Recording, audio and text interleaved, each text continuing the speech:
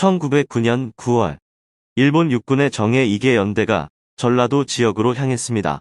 육군 헌병과 경찰 그리고 해군의 함정까지 동원한 육해군의 합동작전이었습니다. 이들의 목표는 무엇이었을까요? 바로 전라도 지방을 근거로 활동하는 항일 의병들에 대한 토벌이었습니다.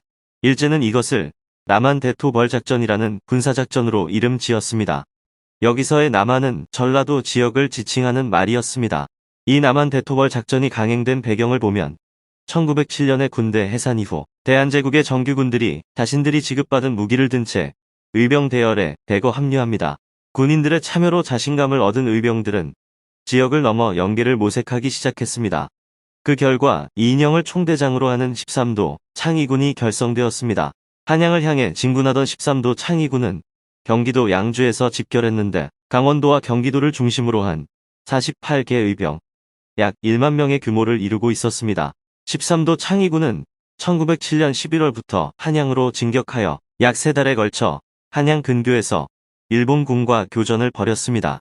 이들은 1908년 2월 동대문 박 30리 지점까지 진격했으나 의병 간의 연락 체계가 원활하지 않아 퇴각했고 의병장 이인영이 부친상을 당해 낙향하면서 의병의 중지를 통보해 해산되었습니다. 의병장의 부친상이 의병 해산의 근거가 되었다는 것은 다소 어이없어 보이지만 자세히 보면 이들의 고민을 볼 수 있습니다. 대한제국 정부는 친일 내각을 중심으로 의병에 반대하여 해산령을 내린 상태이고 의병들의 무장 상태 또한 자신들의 상대가 될 일본군에 비해서는 턱없이 허약했습니다. 그리고 만일 서울 시내로 진공한다면 시가전이 불가피할 것이고 당시 일본군의 야만적인 대응 상황을 볼 때 민간인에 대한 엄청난 피해가 벌어질 것이라는 판단이 섰을 것입니다. 하나 더, 당시 의병들을 보는 양반이라는 작자들의 시선 또한 곱지 못했습니다.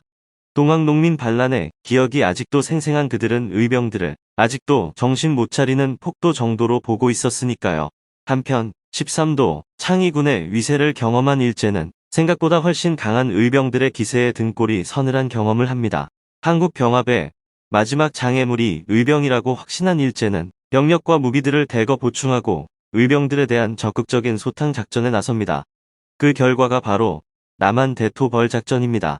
작전의 투입 전력은 육군 보병연대 2개 및 관할 지역의 육군 헌병과 경찰이 투입됩니다. 다도해인 호남 지방의 지리적 요건을 고려 다도해 섬 지역으로의 의병 탈출을 저지하기 위해 해군의 수뢰적 내척을 동원했습니다.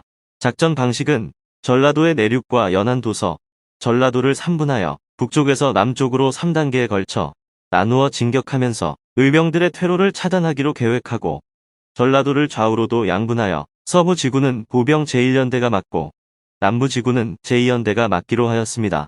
마치 빗자루로 비지를 하듯이 의병들을 쓸어 모아서 학살하기로 한 것입니다.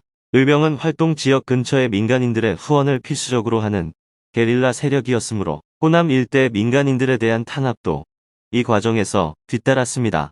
의병을 후원해주는 것으로 의심되는 마을을 포위하고 호적 또는 명부나 민적 등에 기록된 남자를 일일이 대조하면서 무언가 의심스러운 점이 나타나면 추궁하였으며 의병을 숨겨주고 식량을 제공했다는 증거가 잡히면 해당 마을을 초토화시켰습니다.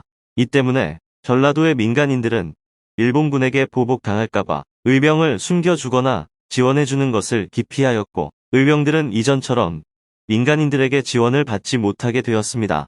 1909년 9월부터 10월 2개월간 계속된 남한 대토벌 작전의 결과 일본군 토벌 대측은 사망자가 136명, 부상자 277명이었던 반면 의병 측은 사망자가 17,779명, 부상자가 376명, 포로가 2,139명이었습니다.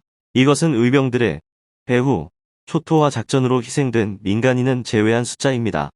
심남일, 안규홍, 전해산 등 주요 의병장들이 전사하거나 체포되어 처형되었습니다. 말이 토벌이지 사실상의 일방적 학살에 가까운 결과이죠.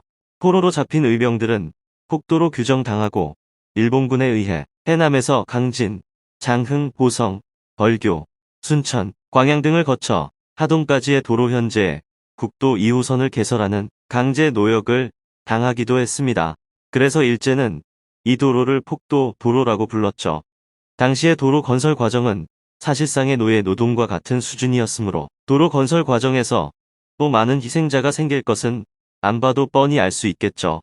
이 작전 이후 근거지를 상실한 의병 세력은 만주 연해주 등지로 이동하여 본격적인 항일 무장투쟁을 준비하게 됩니다. 항일 독립군의 뿌리 세력의 한 축이 되게 된 것이죠. 작전 이후에도 국내에는 경상도나 황해도에 약간의 의병 세력이 잔존해 있었지만 그 의미는 크게 없는 정도의 수준이었습니다. 그리고 대한제국은 마지막 보호 장벽까지 제거되게 되고 1910년 8월 29일 일본에 강제 합병됩니다.